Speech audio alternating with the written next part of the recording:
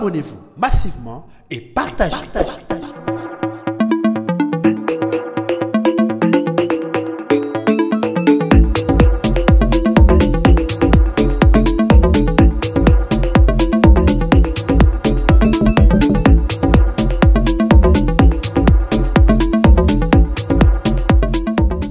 Nouveau affrontement entre les troupes de la FCM 23 et le Wazalendo Yakutumba. Depuis 10 heures, des tirs se font entendre à Katogota, en territoire d'Ouvira, ainsi qu'à l'ouest de Kamanyola.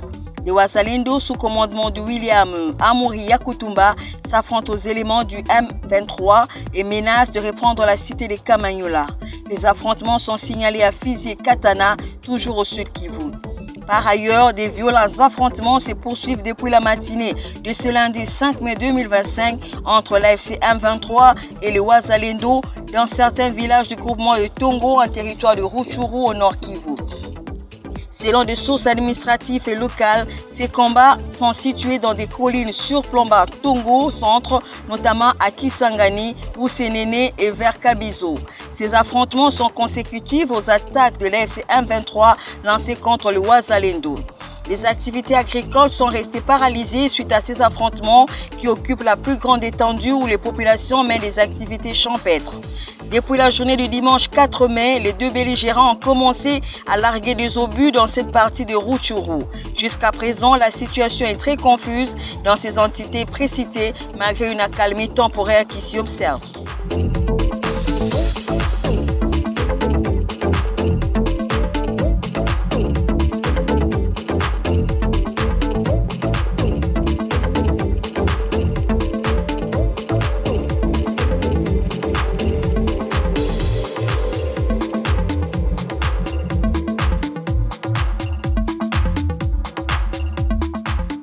RDC, les retraits des troupes sud-africaines s'échelonnent jusqu'en mai via le Rwanda et la Tanzanie. Les autorités sud-africaines ont officiellement lancé le processus de retrait de leurs troupes engagées dans l'est de la RDC dans le cadre de la mission de la communauté de développement de l'Afrique australe. L'annonce a été faite dimanche à Pretoria par la ministre sud-africaine de Défense, Thandi Modise, accompagnée du chef d'état-major des forces de défense nationales sud-africaines, le général Rujani Mapoignant. Ce retrait, décidé lors du sommet extraordinaire des chefs d'État de la SADC, tenu à Harare le 13 mars 2025, intervient dans un contexte d'avancée diplomatique dans la région. La ministre a évoqué la signature récente d'un accord de paix entre les gouvernements congolais et les représentants du mouvement M23 sous l'égide de la SADC et de l'Union africaine et de la communauté de l'Afrique de l'Est. À l'issue de ces échanges, un itinéraire a été retenu pour les retraits des troupes et du matériel militaire. Les unités de la SANDF quittent la zone de Goma et Sake par voie terrestre en traversant le Rwanda avant d'atteindre la République unie du Tanzanie.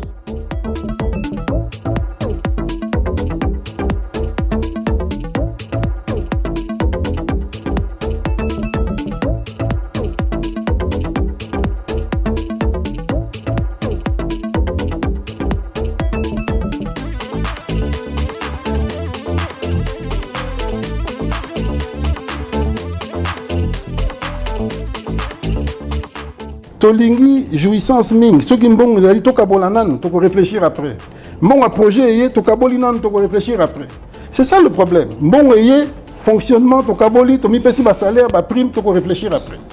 Comment veux-tu expliquer que na premier mandat Mobimba l'État a créé 53 établissements publics RCK, donc c'est des gens qu'il faut payer et tout ça, et puis on les crée en cours d'année. Même pas de prévision budgétaire. Oui, on le crée qu'il 53 en 5 ans. L'ex-ministre Kazadi dénonce l'indiscipline budgétaire et l'explosion des dépenses. 53 établissements publics créés sans prévision. L'ancien ministre des Finances de la RDC, Nicolas Kazadi, a affirmé que l'État avait créé 53 établissements publics au cours du premier mandat du président Félix Tshisekedi sans aucune prévision budgétaire. Tous les premiers mandats, l'État a créé 53 établissements publics nouveaux. On les paie en cours d'année sans prévision budgétaire. Ils commencent à recruter et n'ont même pas de cadre limite, a-t-il déclaré au cours d'une émission animée par la journaliste Paulette Kimontou. Nicolas Kazadi, qui a dirigé les ministères des Finances entre avril 2021 et juin 2024, soit pendant 3 ans et demi, a également critiqué les pratiques budgétaires au sein des institutions. Nous voulons trop de jouissance. S'il y a de l'argent, partageons d'abord et nous allons réfléchir après. L'argent du projet est arrivé, on se le partage d'abord et on va réfléchir plus tard. C'est ça le problème, a-t-il dit. Il a rappelé avoir porté le budget national de 4 milliards USD à 16 milliards de dollars américains durant son passage au gouvernement.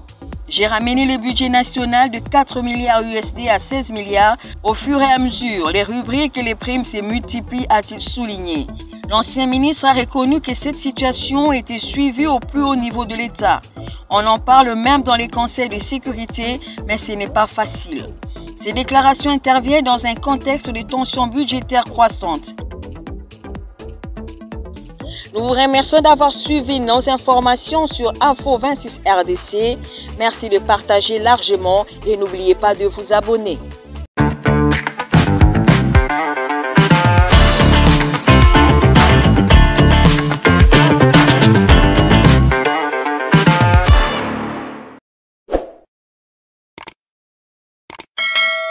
Abonnez-vous massivement et partagez.